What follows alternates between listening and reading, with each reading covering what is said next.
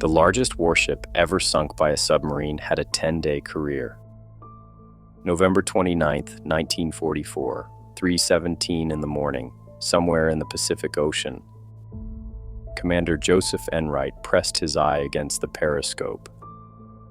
The largest ship he'd ever seen filled the lens, an aircraft carrier, massive, secret, Japanese. His hands gripped the handles.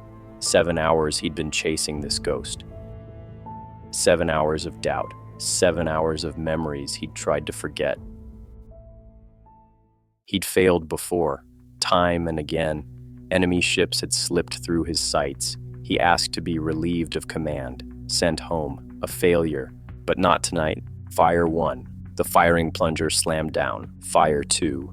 8 seconds. Fire 3. 8 more seconds. Fire 4. 4 torpedoes streaked through the dark water. 47 seconds of silence. 47 seconds of hell. Then impact. 2 brilliant flashes lit up the carrier's hull. Then 2 more. 4 hits, direct hits. The largest warship ever built by Japan, the pride of their crumbling empire, struck by a single American submarine. But how did it happen? How did one submarine sink a floating fortress designed to be unsinkable? And why was this massive carrier at sea just 10 days after launching? The answer lies 7 hours earlier, when a desperate hunt began, when 2 captains made decisions that would change everything, when the impossible became inevitable. This is the story of the USS Archerfish and the Shinano, the hunter and the giant, the chase that should have failed, the sinking that shocked the world. November 28, 1944, 12 hours before the attack. Neither captain knew they were already on a collision course. Neither knew how it would end. But fate was already moving.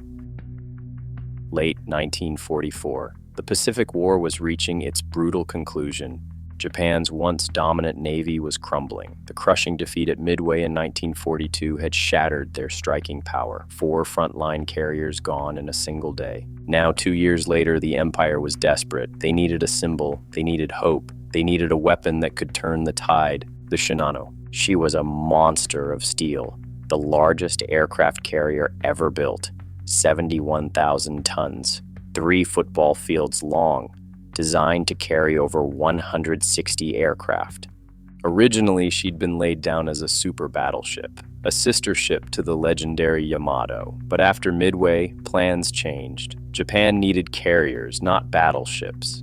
The conversion was rushed, corners were cut, watertight doors were missing, bulkhead openings remained unsealed, fire suppression systems weren't operational. But she looked impressive, massive, unstoppable. November 19th, 1944. Yokosuka Naval Shipyard. The Shinano was officially commissioned.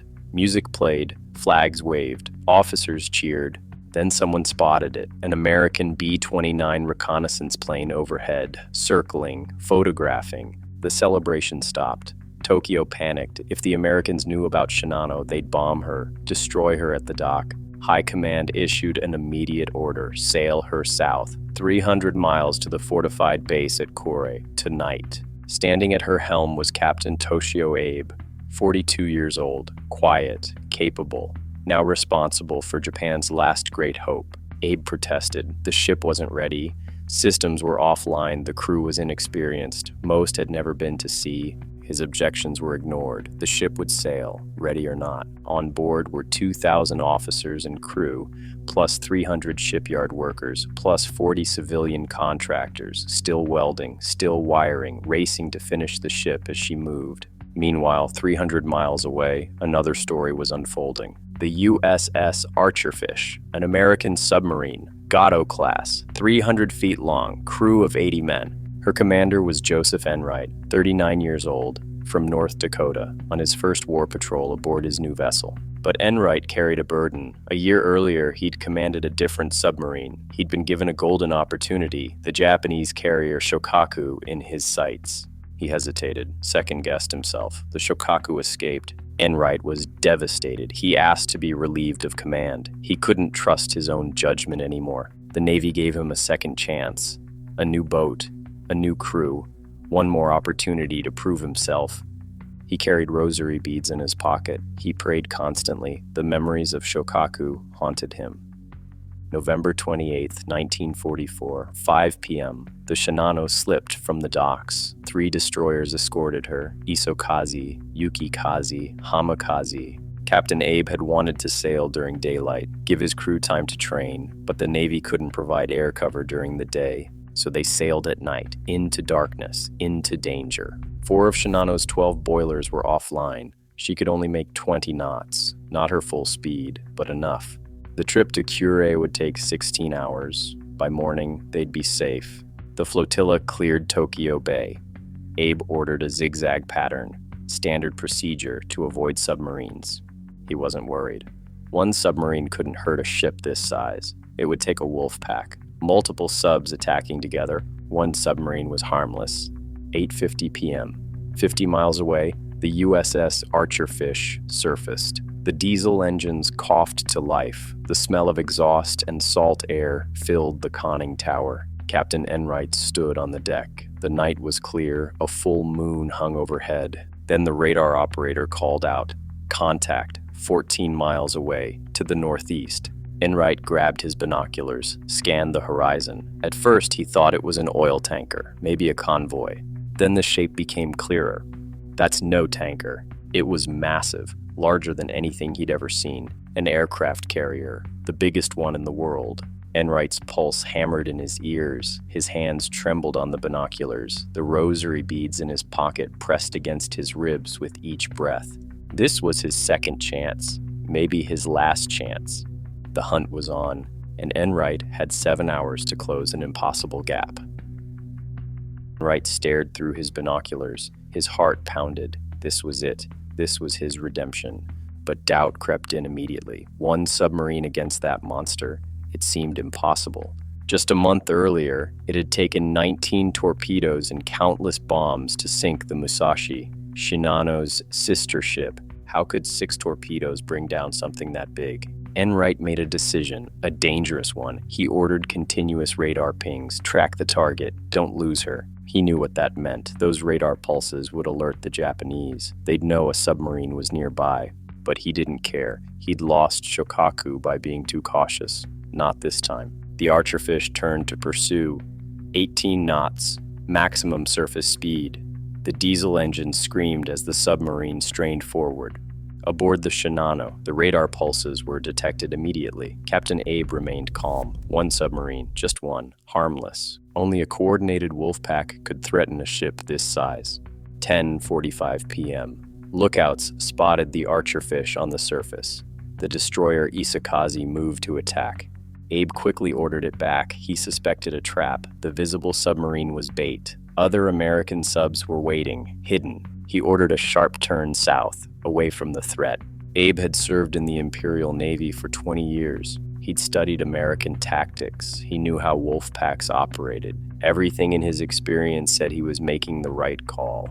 On the Archerfish, Enright watched helplessly. The target was pulling away. The gap widened. Then she disappeared beyond visual range, gone into the darkness. Enright's crew exchanged worried glances. Here we go again. Another target slipping away. What Enright didn't know, Shinano was already doomed. The watertight doors were still open, fire mains didn't work, bilge pumps were offline, 4 torpedo hits shouldn't have been enough to sink her. But this ship was built to fail. Rushed construction, cut corners, unfinished systems. She looked unstoppable, but she was vulnerable in ways no one fully understood. Not yet. Enright stood on the bridge, silent. His hand touched the rosary beads in his pocket. Shokaku haunted him. He made a choice, a gamble, stay the course. The carrier had been heading southwest, 210 degrees. If she thought she'd escaped, she might resume her original heading.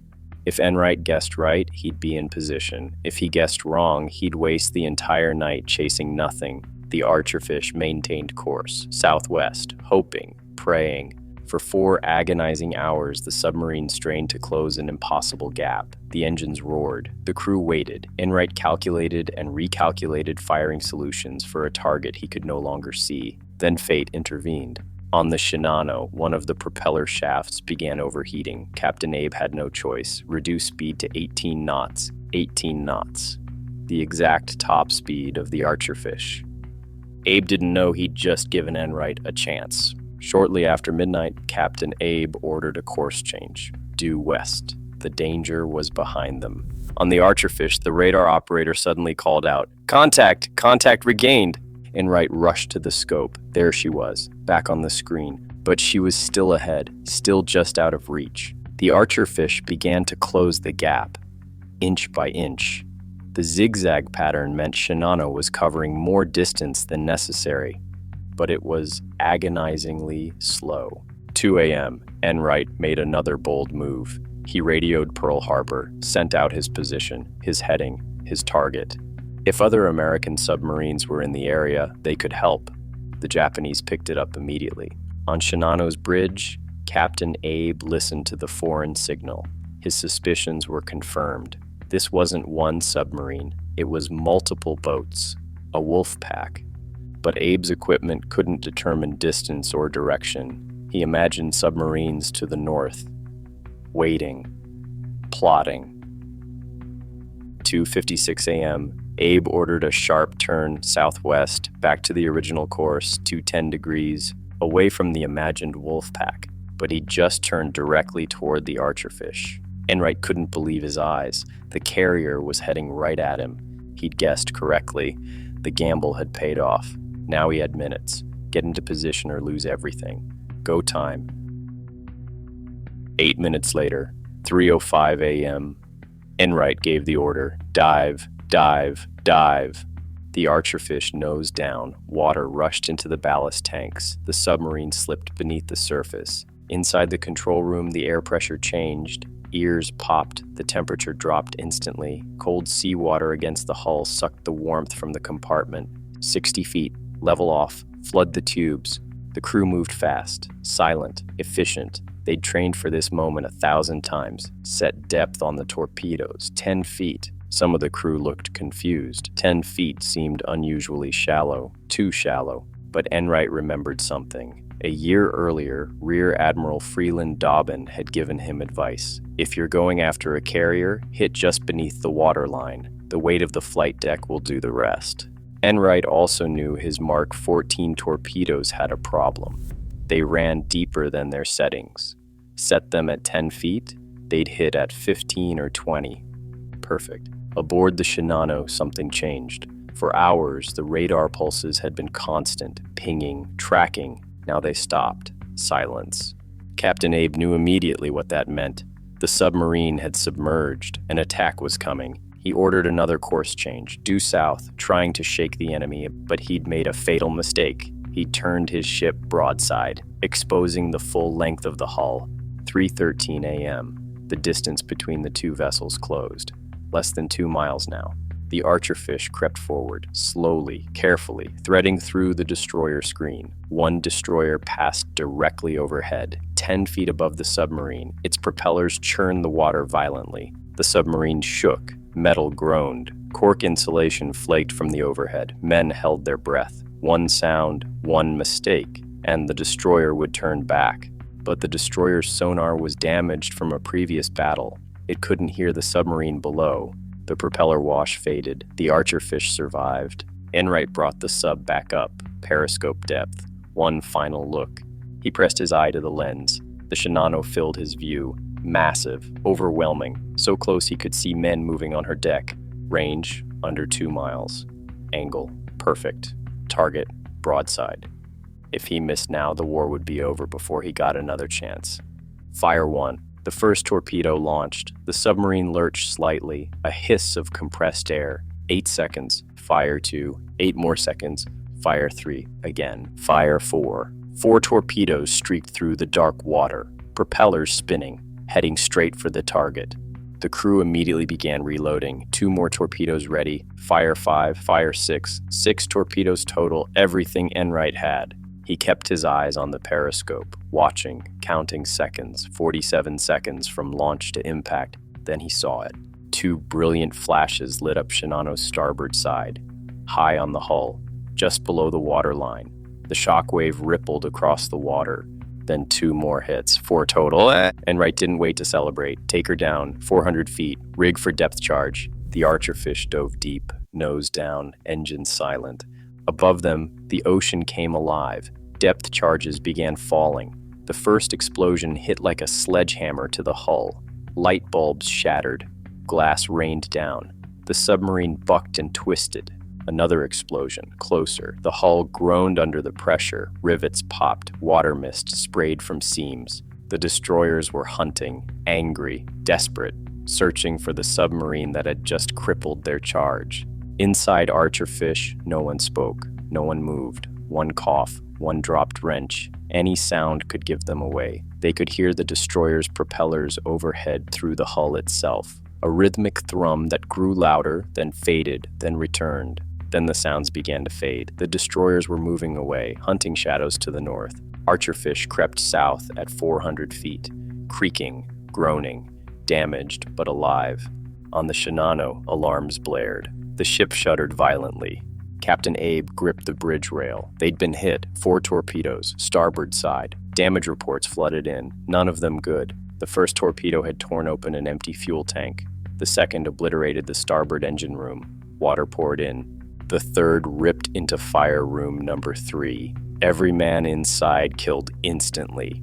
The fourth punched through the air compressor room, disabling damage control station number 2. Each hit was shallow, high on the hull, exactly where the armor was weakest. Water rushed in, thousands of tons, compartment after compartment flooding. 4 a.m. Captain Abe could barely stand. The ship was listing, 13 degrees to starboard, and worsening. He gave the order, make for shore.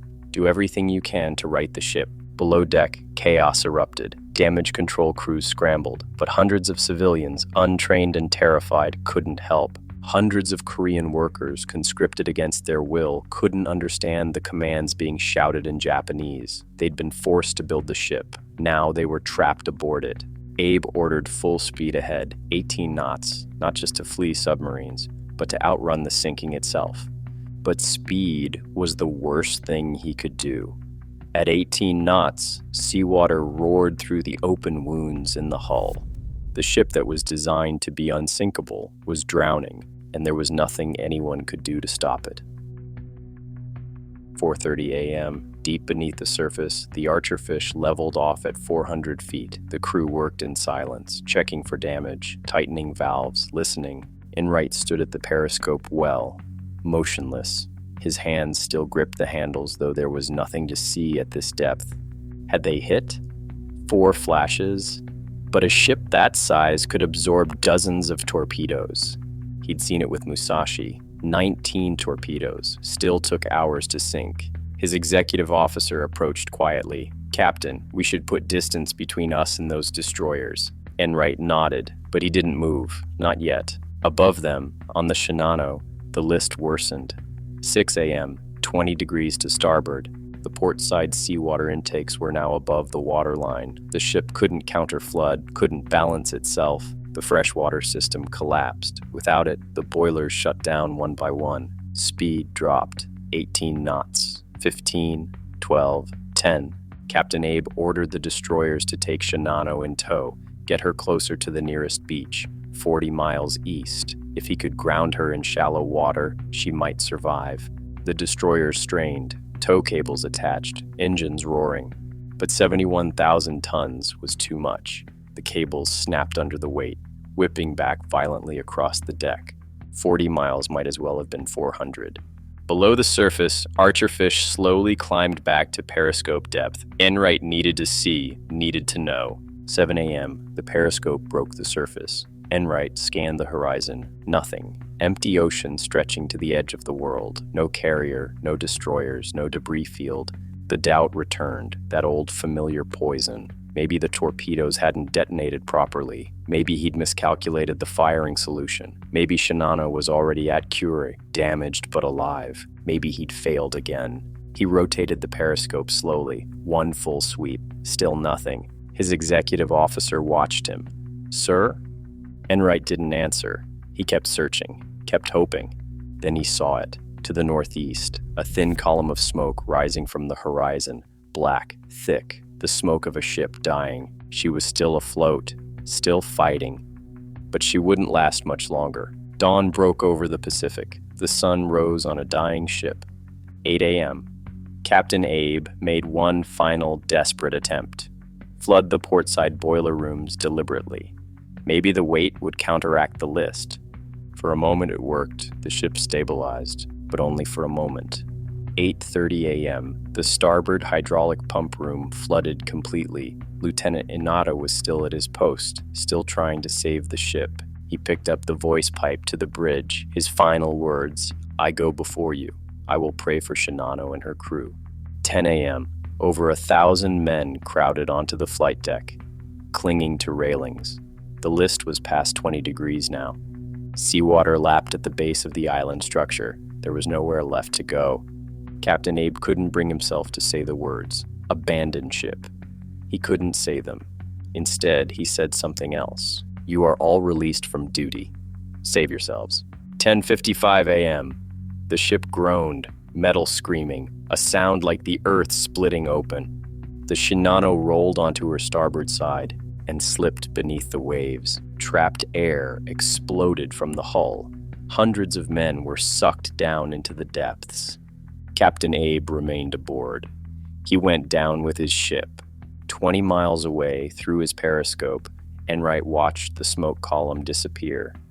Then nothing, just empty ocean. He'd done it. The shot had been enough. But he wouldn't know for certain until he got home, if anyone believed him.